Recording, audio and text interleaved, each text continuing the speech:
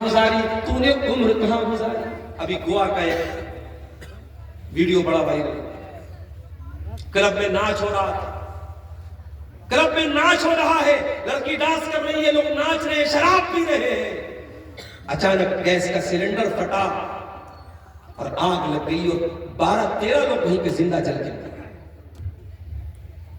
یہ ہے میری زندگی کی حقیقت. اے ناچ گانے میں مست انسان، اے دنیا کی غفلتوں میں مست انسان، کب کون سا حادثہ تیری زندگی میں موت بن گیا ہے تو نہیں جانتا. ابھی بنارس میں ہمارے علاقے میں آج کل نوجوانوں کو بڑا شوق چڑھا ہے، بڑے بڑے شہروں میں خاص طور سے رات میں بائک اٹھائی چلے گئے ہائی وے پہ چائے پینے کے لیے. چائے پینے کے لیے گاؤں میں بھی دکان موجود، مگر ان کو رات کو 2 بجے چائے کا بھی اب نشہ چل رہا ہے. رات کو 2 بجے چائے پینے کے لیے کہاں جا رہے؟ ہائی وے پہ جا رہے. 18 سال کا نوجوان 27 پارے کا حافظ قرآن نوجوان، 27 پارے یاد ہو گئے تھے، 3 پارہ باقی تھا. رات کے 2 بجے بائک سے جا رہا ہے، دوست کو بٹھایا ہے ساتھ. ہائی وے پر پل پہ گاڑی چلائی اس نے، اچانک اس نے کیا دیکھا سامنے؟ سی سی ٹی وی کیمرے میں نظر آ رہا ہے سامنے سے کوئی گاڑی بھی نہیں آ رہی، کوئی سامنے سے بائک نہیں، کوئی سامنے سے کار نہیں. اس کی بائک جا رہی ہے، اچانک سے اس نے زور سے گاڑی کا بریک مارا ہے، اچھل کے گرا ہے، ڈیوائیڈر میں سر گڑا ہے، آن بائی اسپاٹ. ماں رو رہی ہے، باپ رو رہا ہے. ساتھ میں جو لڑکا بیٹھا تھا نوجوان، 2 دن تک تو وہ بیچارہ ہوش میں نہیں آ رہا تھا، دماغ ہی نہیں کام کر رہا تھا اس کا. 2 دن کے بعد جب اس تھوڑا ہوش میں آیا، اس نے کہا کہ مجھے اتنا یاد ہے کہ جب وہ حادثہ ہوا تھا میرے دوست نے یہ کہا تھا سامنے میرے 3 کالے کتوں کو دیکھا ہے. ہو سکتا ہے اللہ عالم کالے کتے کی شکل میں بھی شیطان آتا ہے. اس نے 3 کالے کتوں کو دیکھا اور اس کے بعد اس نے زور سے بریک ماری اور یہ حادثہ.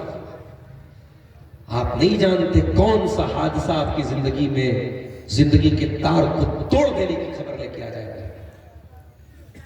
ہم لوگ تو سفر میں نکلتے ہیں، اللہ کا شکر ہے دعائیں پڑھ کے بیٹھتے ہیں. سیٹ بیلٹ میں آگے بیٹھتا ہوں، ڈرائیور کے بغل میں بیٹھتا ہوں، معلوم ہے کوہرے کا ٹائم ہے، گاڑی 100-120 کی سپیڈ میں چل رہی ہے. ادھر سے جلسے والوں کا فون آتا رہتا ہے، شیخ محب اللہ صاحب فون کر رہے ہیں، جہاں بھی پروگرام رہتا ہے لوگ فون کرتے رہتے ہیں، شیخ کب آئیں گے، مانوس بھاگ رہا ہے، لوگ بھاگ رہا ہے. بھائی بھاگنے دو بھائی، ہم اڑا کے تو نہیں آئے. کلاس کر کے میں نکلتا ہوں، پٹنہ پہنچتا ہوں، پٹنہ سے گاڑی سے آتا ہوں، ڈرائیور میرا نان اسٹاپ گاڑی چلا کر، اس کے بعد بھی آپ کے علاقے میں یہ ہوتا ہے کہ شیخ آپ آ جائیے، جلدی سے آ جائیے. کیسے اڑا کے آ جائے بھائی؟ حادثے انتظار نہیں کرتے میرے ساتھ. عمر کہاں گزاری آپ نے حساب دے رکھا ہے. دوسرا سوال کیا جائے گا وَعَنْ شَبَابِهِ فِي مَا بْلَا. اے میرے بندے تیری زندگی کا جو جوانی کا ٹائم تھا، جو گولڈن پیریڈ تھا، جو طاقت کا دور تھا، جس دور میں تو اللہ کو راضی کر سکتا تھا، جس دور میں تیرے بازوں میں طاقت تھی، تیری ہڈیوں میں دم تھا، بڑھاپے میں حج کرتا ہے بیچارہ. کبھی جا کے دیکھو مکہ مدینہ میں، کبھی جا کے دیکھو طواف کرنے والے بوڑھے روتے رہتے ہیں کاش میں نے جوانی میں عمرہ کر لیا ہوتا. کبھی صفا اور مروہ کے درمیان دوڑ لگانے والوں میں کوئی 80 سال کا بوڑھا ہے، کوئی 70 سال کی بڑھیا ہے، تھک کر کے جب وہ بیٹھ جاتی ہے افسوس کرتی ہے کاش میں نے جوانی میں عمرہ کر لیا ہوتا، میں نے جوانی میں حج کر لیا ہوتا. میرے پیارے نوجوان ساتھیوں، عبادت کرنے کی صحیح عمر جوانی ہے، اللہ کو راضی کرنے کی صحیح عمر جوانی ہے. اسی لیے اللہ کے نبی فرماتے ہیں قیامت کے دن جب اللہ کے عرش کے سوا کوئی سایہ نہ ہوگا، جب سورج کی گرمی سے لوگ بے حال ہوں گے، اللہ تعالیٰ اپنے کچھ خوش نصیب بندوں کو اپنے عرش کا سایہ دے گا. ان خوش نصیب بندوں میں وَشَابٌ نَشَأَ فِي عِبَادَةِ اللَّهِ، وہ نوجوان بھی ہوگا جس کی جوانی اللہ کی عبادت میں گزری ہو. جوانی میں عبادت کرنا، بڑھاپے کا انتظار کرنا. ہر گاؤں میں 3-3 4-4 مسجدیں موجود ہیں، مگر آج ان مسجدوں کو آباد کرنے والا نوجوان نہیں ہے، بوڑھے ہیں. بوڑھا بیچارہ لاٹھی لے کے فجر کی نماز میں مسجد میں نہ جائے تو شاید فجر کی نماز میں بہت ساری مسجدوں کے تالے بھی نہ کھولیں گے. 70 سال کا بوڑھا سردی کے موسم میں صبح اٹھ کر کے ٹھنڈے پانی سے وضو بنا رہا ہے، اور 20 سال کا نوجوان بستر پہ آرام سے انسٹاگرام پہ لڑکی سے چیٹنگ کر کے رات میں سو رہا ہے. وہ نوجوان تیری جوانی کہاں گزری، تجھ کو حساب دینا پڑے گا. तौबा करो तो जवानी में करो मेरे साथ, सुधरना है तो जवानी में सुधरो, बुढ़ापे में तो भेड़िया भी सुधर जाता है। दर जवानी तौबा कर शेवे पैगंबरी, जवानी में तौबा करना, जवानी में अल्लाह के दीन पर चलना, ये पैगंबरों का तरीका है, नबियों का तरीका है। वक्त पीरी गुर्गे जालिम नी शबद परहेजगार, अरे बुढ़ापे में तो जालिम भेड़िया भी शरीक बन जाता है। जवानी का सवाल किया जाएगा। दूसरा सवाल, तेरी जवानी कहां है? तीसरा सवाल, वन मालिही मिन ऐन इक्तसबहु, और ऐ मेरे बंदे तूने माल कहां से कमाया? तेरी आमदनी क्या थी? तूने रिश्वत से कमाया, तूने सूद से कमाया, तूने डकैती करके कमाया, तूने चोरी करके कमाया, तूने दूसरों की जमीन हड़प करके कमाया। वन मालिही मिन ऐन इक्तसबहु, तूने माल कहां से कमाया? और चौथा सवाल, वफीमा अनफकहु, और तूने अपने माल को कहां खर्च किया? तुझे आमदनी का भी हिसाब देना है, तुझे खर्च का भी हिसाब देना है। और पांचवा सवाल, वमाज़ा अमिला फीमा अलिमा, तूने जो इल्म हासिल किया उस इल्म के ऊपर तूने अमल कितना किया? इन 5 सवालों के जवाब के लिए तैयार रहना मेरे प्यारे। सूद और ब्याज के जरिए अपनी जेबें भरने वाले, इंटरेस्ट के जरिए पैसा कमाने वाले, दूसरों की जमीन को हड़पने वाले, बहन बेटियों का हक मारने वाले, हराम तरीके से पैसा कमाने वाले, इस सवाल के जवाब के लिए तैयार रहना। इस सवाल का जवाब दिए बगैर तो कयामत के दिन हिल भी नहीं सकते। ये सूद की रकम आपके घर में आएगी, आपके बच्चों के पेट में जाएगी, आपके बच्चों को जहन्नम की आग में लेके जाएगी। ओ लोगों, तुम तो अपने बच्चों से बहुत प्यार करते हो। अभी हमारे एक रिश्तेदार का फोन आया, उनका बच्चा हैदराबाद में पढ़ता है। हैदराबाद एक मदरसे में हॉस्टल में बच्चा रहता है। हॉस्टल से 5-6 किलोमीटर दूर उस बच्चे को एक जगह जाना। बच्चे को उन्होंने टैक्सी से बुलवा लिया। जिनको जिम्मेदारी बच्चे को लेने की दी थी, उन्होंने टैक्सी से बच्चे को बुलवा लिया। माँ बाप का दिल धक से रह गया। अजनबी शहर है, अपना कोई जानने वाला नहीं है। अगर टैक्सी वाला बच्चे को कहीं और लेके भाग जाए, जमाना बड़ा नाजुक है, उसकी जिम्मेदारी कौन लेगा? बच्चा उनका हालांकि 8-10 साल का बच्चा है, समझदार हो चुका है, कुरान हिफ्ज कर रहा है वो बच्चा, लेकिन उतने बड़े बच्चे के बारे में भी माँ बाप चिंता करते हैं। ओ लोगों, तुम्हें अपने बच्चों की इतनी चिंता, इतनी फिक्र है, गौर करो, क्या तुम ये पसंद करोगे तुम्हारे बच्चे जहन्नम की आग में जला दिए जाए? एक बहुत बड़ा साइंटिस्ट गुजरा है, थाईलैंड का प्रोफेसर, थाईलैंड की चियांग माऊ यूनिवर्सिटी का प्रोफेसर। उसने रिसर्च की, उसकी जो रिसर्च का टॉपिक था वो ये था कि इंसान के शरीर का कौन सा अंग है जो सबसे पहले पेन को रिसीव करता है, दर्द को सबसे पहले कौन सा, बदन का कौन सा हिस्सा सबसे पहले महसूस करता है। वो रिसर्च कर रहा था, किसी ने कुरान ला के दे दिया, उसने कुरान खोला, इत्तेफाक से सूरह निसा की आयत उसके सामने से अल्लाह ने फरमाया, जब जहन्नमी जहन्नम में जाएंगे, कुल्लमा नज़िजत जुलूदुहुम बद्दलनाहुम जुलूदन गैरहा, जब जहन्नमी जहन्नम में जाएंगे और जहन्नम की आग में वो जल जाएंगे, हम उनके शरीर पर एक नई चमड़ी चढ़ा देंगे, एक नई खाल चढ़ा देंगे, एक नई स्किन चढ़ा देंगे, ताकि उनको लियज़ूक़ुल अज़ाब, ताकि जलने का दर्द उनको बार बार महसूस हो, वो जलने का पेन महसूस कर सके, वो जलने की तकलीफ को महसूस कर। प्रोफेसर साहब का दिमाग खटका। कुरान कह रहा है ہم انسان کی چمڑی کو جلا کر کے دوبارہ نئی چمڑی دے دیں گے. اس کا مطلب یہ ہوا کہ چمڑی سب سے پہلے پین کو ریسیو کرتی ہے, درد کو محسوس کرتی ہے.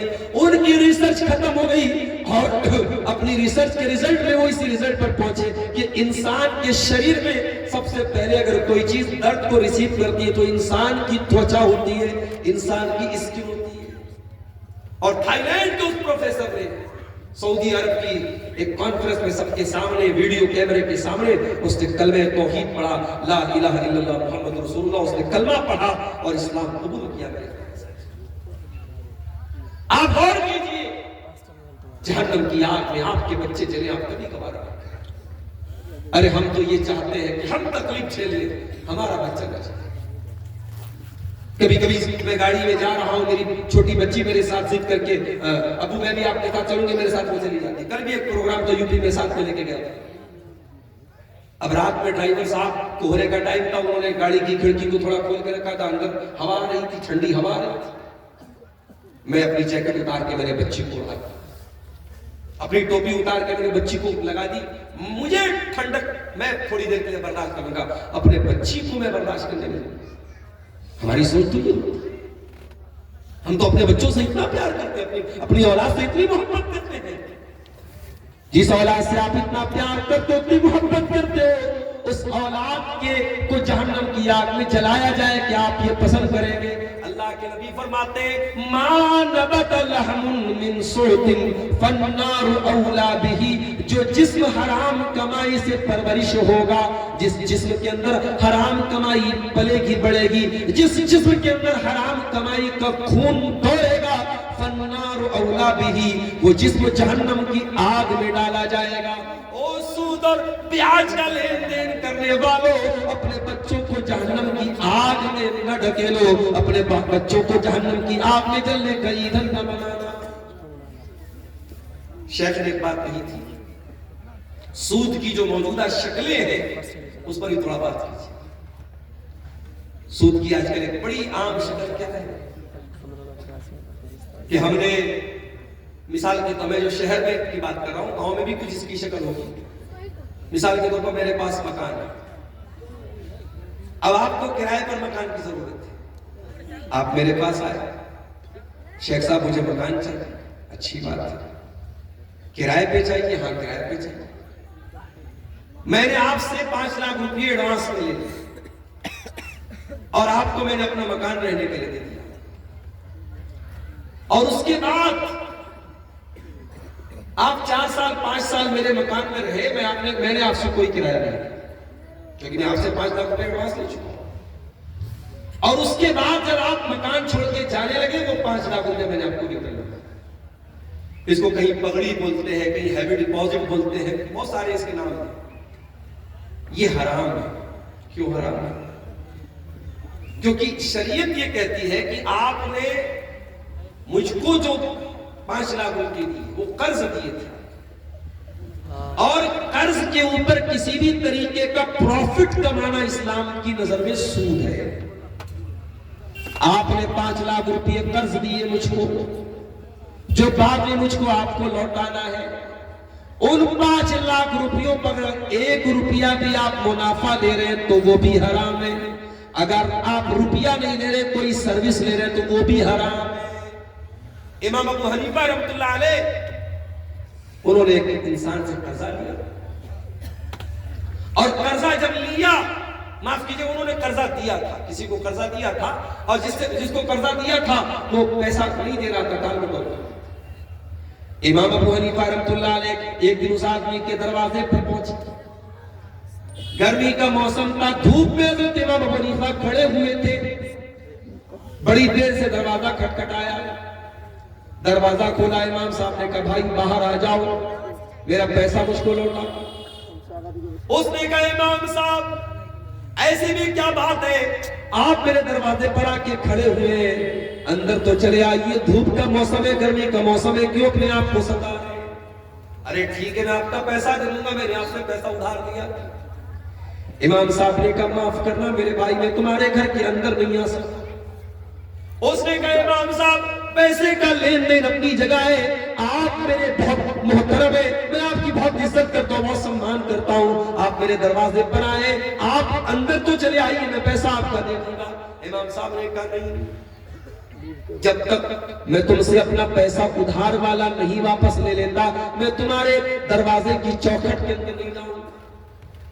वो आदमी बाहर आया, उसने इमाम साहब को पैसा दे दिया, इमाम साहब ने पैसा ले लिया, फिर उसके साथ अंदर गए। उसने कहा इमाम साहब आप क्यों बार बार इस बात पे जोर दे रहे थे, आप अंदर क्यों नहीं आ रहे? इमाम अबू हनीफा ने फरमाया क्योंकि मैंने तुमको कर्जा दिया था, और इस्लाम की नजर में कर्जा देने के बाद कर्जा लेने वाला कर्जा लेने वाले से किसी तरीके का कोई प्रॉफिट नहीं ले सकता है। मुझे मुनासिब नहीं लगा कि धूप का मौसम है, गर्मी का मौसम है, उतनी देर अगर मैं तुम्हारे घर की छाया में बैठ गया, मैंने तुम्हारे घर की हवा खा ली, तो वो भी कहीं सूद में ना आ जाए, वो भी कहीं इस कर्जे के प्रॉफिट में ना आ जाए। इसलिए जब वो कर्जे का हिसाब किताब खत्म हो गया, तब मैं तुम्हारे घर के अंदर आया। ये एहतियात थी हमारे असर, और हमें गम है कि साहब सूद और ब्याज सवाल है हमारे। कितनी शक्लें हैं सूद, जो गिरवी सामान हम रखते हैं, गिरवी सामान का भी सुन लीजिए मसला। मुझे आपसे 10,000 रुपये पैसा चाहिए, उधार चाहिए, मैं आपके पास आया, आपने कहा भाई मैं ऐसे पैसा आपको उधार नहीं दूंगा, आपको गारंटी में कोई चीज देना पड़ेगा। मैंने मोबाइल दे दिया, मोबाइल मैंने आपको गारंटी के तौर पे, जमानत के तौर पे दिया था। ये मोबाइल आपको मैंने गिरवी के तौर पे रखा था आपके पास, और आपसे मैंने 10,000 रुपये उधार लिए। अब शरीयत का मसला सुन लो, उस मोबाइल को मैंने आपको दिया तो है, मगर आप उस मोबाइल को इस्तेमाल नहीं कर सकते। अब आपको लग रहा होगा मौलवी साहब ये कौन सी बात होगी, अरे मोबाइल है तो इस्तेमाल होगा। नहीं, अगर आप मोबाइल इस्तेमाल करेंगे तो ये भी सूद और ब्याज की शक्ल में आएगा। गोया कि आपने जो 10,000 रुपया मुझको दिया है, उस पर प्रॉफिट आप क्या कमा रहे हैं, आप मेरा मोबाइल चला। मैंने साउथ इंडिया में देखा, लोग पुरानी गाड़ी है, पुराना सामान है, इसी तरीके से दूसरों को दे देते, उनसे पैसा ले लेते, और जिसको दे देते वो उसको इस्तेमाल भी करता है। हराम है ये, इसको कहीं सूद कहते हैं, कहीं वड्डी कहते हैं, कहीं ब्याज कहते हैं, जो भी नाम आप इसका रखते हैं, ये हराम है मेरे ख्याल से। और अल्लाह के नबी ने सूद के बारे में बड़े सख्त अल्फाज इस्तेमाल किए। फरमाया लानल्लाहु आकिल रिबा व मूकिलहु व कातिबहु व शाहिदैन। सूद खाने वाले पर अल्लाह की लानत, सूद खिलाने वाले पर अल्लाह की लानत, सूद की गवाही देने वाले पर अल्लाह की लानत, सूद लिखने वाले पर भी अल्लाह की लानत। और आपने आगे ये भी फरमाया वहुम सवा, सब बराबर है। इसीलिए जिस बैंक में सूदी कारोबार, आजकल तो हमारे यहाँ सारे बैंकों में सूदी कारोबार होता है, लिहाजा उलमा का फतवा मौजूद है कि जिस बैंक में सूदी ट्रांजैक्शन हो रहा हो, उस बैंक में कोई जॉब नहीं है, क्योंकि बैंक का पूरा काम सूद हो गया है। अब आप ये कहेंगे साहब ये तो हमारी तरक्की के रास्ते में रुकावट है, हम कैसे तरक्की करेंगे, हम कैसे आगे बढ़ेंगे, हम तो पीछे रह गए। तो भैया हम ब्याज खा के आगे नहीं बढ़ेंगे। हमें ऐसी तरक्की नहीं चाहिए जो हराम तरीके से हमारे घरों में आए। हम पिछड़े हैं तो पिछड़े रह जाएंगे, मगर हराम तरीके से हम तरक्की हासिल करें। मेरे प्यारे साथी, तरक्की हासिल करने के जायज रास्ते बहुत हैं। जब सहाबा किराम मक्का से मदीना पहुंचे, वो जीरो हो गए थे। आज हिंदुस्तान जैसे मुल्क में, भारत जैसे देश में भी अगर कोई इंसान बेघर कर दिया जाए, कारोबार को, उसको कारोबार से महरूम कर दिया जाए, घर से दूर कर दिया जाए, वो जितना बेबस हो जाएगा उससे कहीं ज्यादा बेबस 1400 साल पहले मक्का के मुहाजिरीन साहब, उनका अपना वतन था, अपना मक्का, उनका अपनी धरती, अपना वतन था। उनको मक्का छोड़ के जाना पड़ा, अपना बना बनाया कारोबार छोड़ के जाना पड़ा, अपने पुरखों की जमीन छोड़ के जाना पड़ा, अपना बना बनाया बिजनेस छोड़ के उनको मदीना जाना पड़ा। जब मक्का के मुहाजिर मदीना पहुंचे, अल्लाह के प्यारे नबी ने मक्का के मुहाजिरीन का मदीना के अंसारियों के साथ भाईचारा कराया। नाम ले लेके आपने फरमाया ये मक्का का फला मुहाजिर है, ये मदीना के फला अंसारी का भाई है। सबका नाम ले लेके आपने भाई भाई बनाया। एक सहाबी जिनका नाम अब्दुर्रहमान बिन औफ था, अल्लाह के नबी ने उनको भाई बनाया। हजरत साद बिन रबी अंसारी का, साद बिन रबी انصاری بہت پیسے والے صحابی تھے. انہوں نے کہا عبد الرحمن میرے پاس بہت زیادہ مال ہے, بہت زیادہ کھجوروں کے باغ ہے, آؤ ایک کام کرو بٹوارا کر لیتے ہیں. میرے جتنے کھجوروں کے باغ ہیں آدھا تم لے لو آدھا میں لے لیتا ہوں. میرے پاس جتنے مکانات ہیں آدھے تم لے لو آدھا میں لے لیتا ہوں. آج تو بھائی بھائی میں بٹوارا ہوتا ہے تو بے ایمانی ہوتا ہے. کسی کے حصے میں دکان آئی, کسی کے حصے میں مکان آیا, کسی کے حصے میں مکان آیا, کسی کے حصے میں دکان آئی. میں گھر میں سب سے چھوٹا تھا, میرے حصے میں ماں آئی. منورانہ کا شعر. بھائی بھائی کا بٹوارا ہوتا اس میں بے ایمانی ہو جاتی. بھائی بھائی کا خون چوس لیتا ہے, بھائی بھائی کی زمین ہڑپ لیتا ہے. ارے کیا کرو گے یہ زمین ہڑپ کے, کیا کرو گے دوسروں کے مال پہ قبضہ کر کر؟ مرو گے ایک دن, اور جس دن مرو گے زمین تو بعد میں ساتھ چھوڑے گا, پیسہ تو بعد میں ساتھ چھوڑے گا, اولاد تو بعد میں ساتھ چھوڑے گی. سب سے پہلے تمہارا نام مٹ جائے. جب تک عبد الغفار صاحب زندہ تھے لوگوں نے کہا عبد الغفار صاحب آ رہے, عبد الغفار صاحب جا رہے ہیں. انتقال ہو گیا, روح نکل گئی. اب کوئی یہ نہیں کہتا کہ عبد الغفار صاحب سوئے ہوئے ہیں, لوگ کہتے جنازہ رکھا ہوا ہے, لاش رکھی ہوئی ہے, میت رکھی ہوئی ہے, چارپائی رکھی ہوئی ہے. سب سے پہلے تیرا نام مٹ گیا. اب کوئی تیرا نام نہیں لیتا, لوگ کہتے جنازہ, شیخ صاحب کا جنازہ رکھا ہے, مولانا کی میت رکھی ہے, مولانا کی لاش رکھی ہے. اب تیرا نام ختم ہو گیا. اور وہ سارا پیسہ سود کے ذریعے, بیاج کے ذریعے, رشوت کے ذریعے, زمین کو ہتھیا کر کے ناجائز طریقے سے جتنا تو نے کمایا خالی ہاتھ ہو گیا. وَيْلٌ لِكُلِّ هُمَزَةٍ لُمَزَةٍ. اے غیبت کرنے والے, چغلی کرنے والے انسان, تیرے لیے بربادی ہو. الذی جمع مالا وعددا, جو تو مال گن گن کے جمع کرتا ہے رکھتا ہے. یحسب ان مالہ اخلدا, کیا تو یہ سمجھتا ہے کہ یہ مال ہمیشہ تیرے کام آئے گا؟ ہمیشہ تو تیرے کام نہیں آئے گا. مرتے ہی یہ مال دوسروں کو ہو گیا. بیٹوں نے بٹوارا کر لیا, بیٹیوں کو کچھ مل گیا, بیٹوں کو کچھ مل گیا, بٹوارا ہو گیا, وارثوں میں بٹ گیا. تو خالی ہاتھ قبر میں جائے. دنیا میں برانڈڈ کپڑا پہنتا تھا, جیکٹ لینے جاتا تھا, ارریا کی سب سے بڑی دکان پہ جاتا تھا, سپول کے سب سے بڑے مارکیٹ میں جاتا تھا, نیپال جا کے جیکٹ خریدتا تھا. آج مر گیا. آج ایک صاحب نے مسئلہ پوچھا مجھ سے فون کر کے, مولوی صاحب وہ جو آدمی مر جاتا ہے تو کینچی سے اس کے کپڑے کو جو کاٹ لیتے, کپڑے کا کیا کرے؟ میں نے کہا ختم کرو بھائی, جلا دو کپڑے کو, کیا مطلب اس کپڑے کا؟ وہ کپڑا کس کام کا ہے؟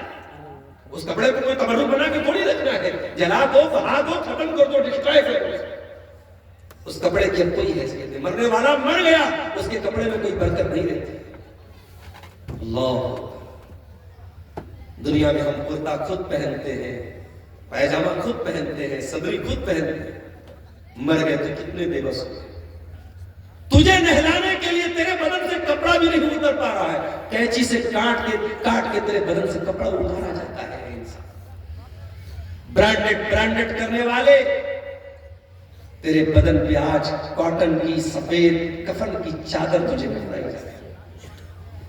دنیا میں اپنے پسندیدہ صابن سے نہانے والے, اپنے پسندیدہ شیمپو سے سر دھونے والے, اپنے پسندیدہ فیس واش سے چہرہ دھونے والے, آج تیرے مرنے کے بعد نہ کوئی صابن ہے نہ شیمپو ہے, نارمل پانی سے تمہیں نہلایا جائے.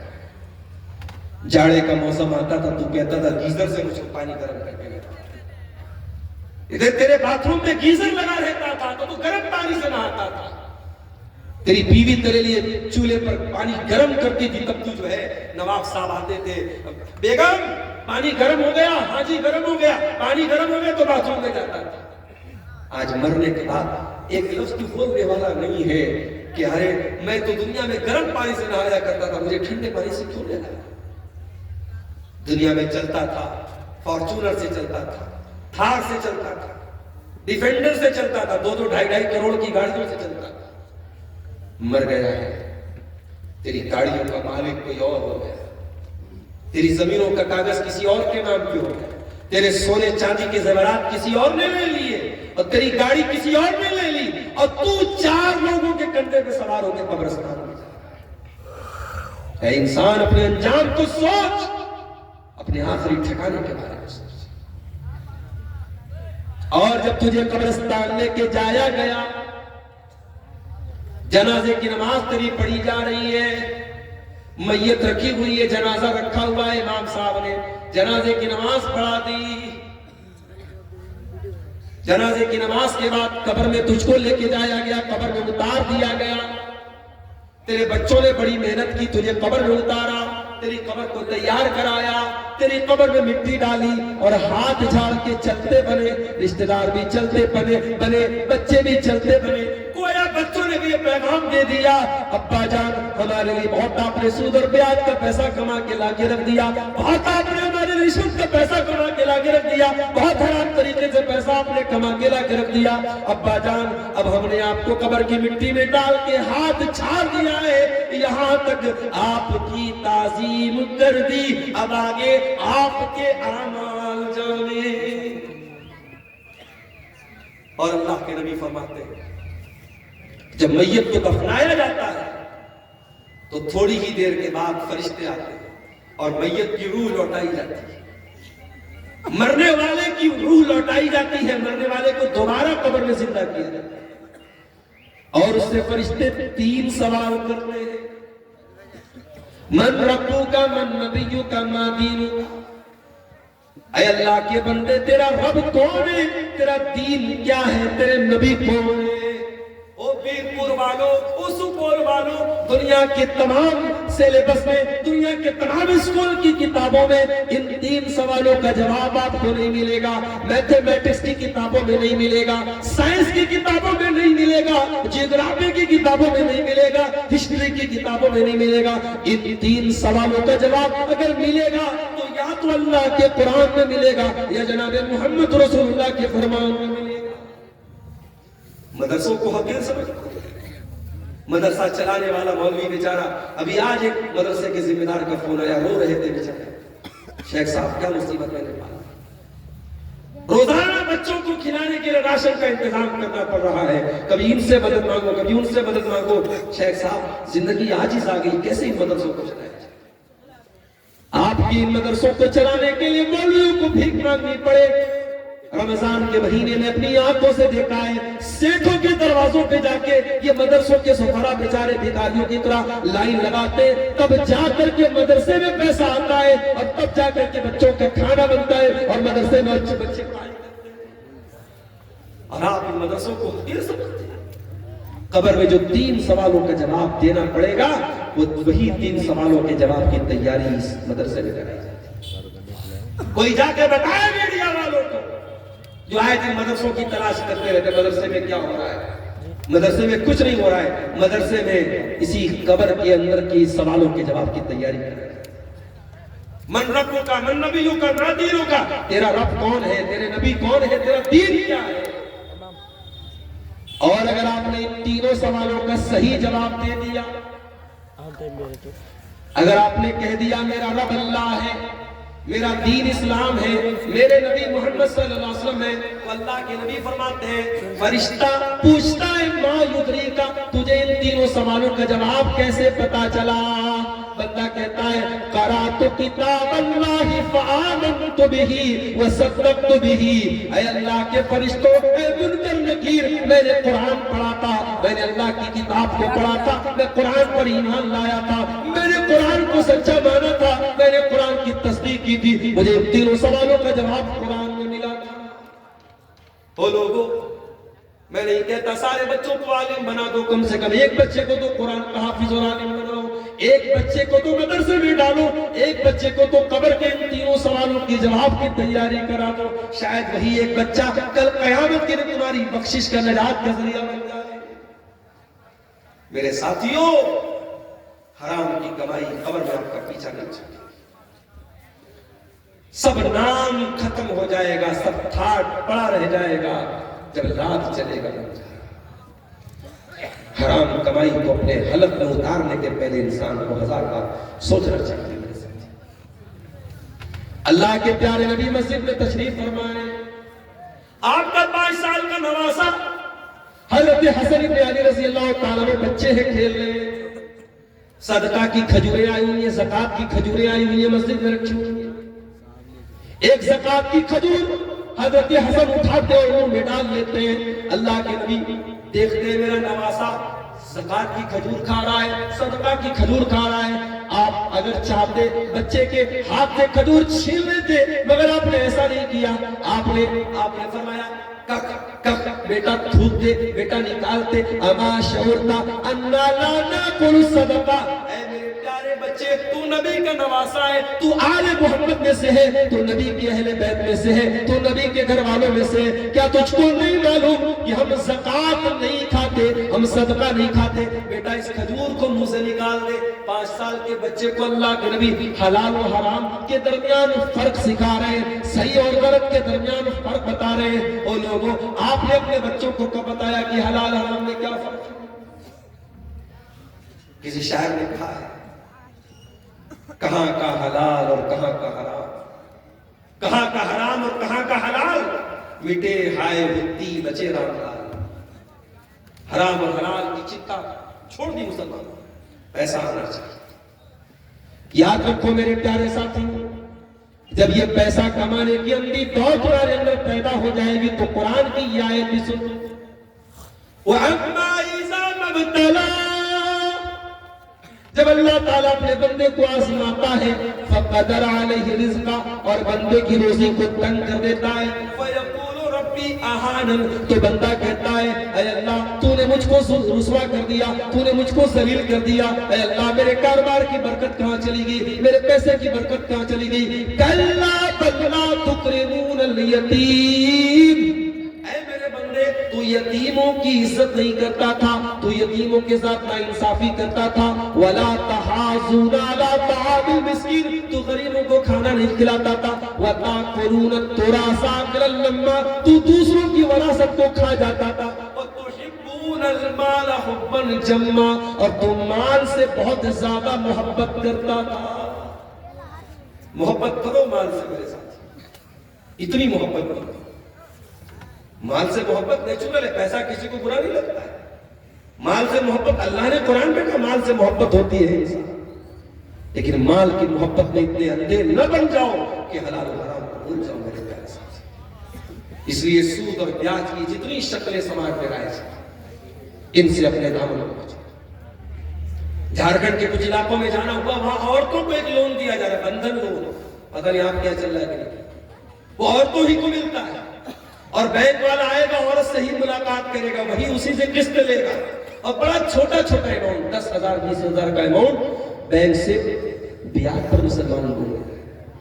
ارے مسلمان، جب تو شادی بیاہ پہ کروڑوں خرچ کر سکتا ہے، تیری شادی بیاہ میں ناچ گانے پر لاکھوں خرچ ہو رہا ہے، جہیز پہ لاکھوں خرچ ہو رہا ہے، بارات پہ لاکھوں خرچ ہو رہا ہے. اگر تو چاہے تو اپنے غریب مسلمان بھائیوں کے سپورٹ کے لیے، اس کی مدد کے لیے، تو بغیر سود اور بغیر بیاج کے تو کیا تو اس کو ادھار کی رقم نہیں دے سکتا، قرضہ نہیں؟ ارے بہت، اگر تجھے ڈر لگ رہا ہے تو کوئی گارنٹی لے لے، کوئی چیز گارنٹی میں لے لے، بطور ضمانت کے لے لے، مگر اپنے بھائی کو، اپنے مسلمان بھائی کو بغیر بیاج کے، بغیر سود کے ادھار دے، تیرے مال میں انشاءاللہ.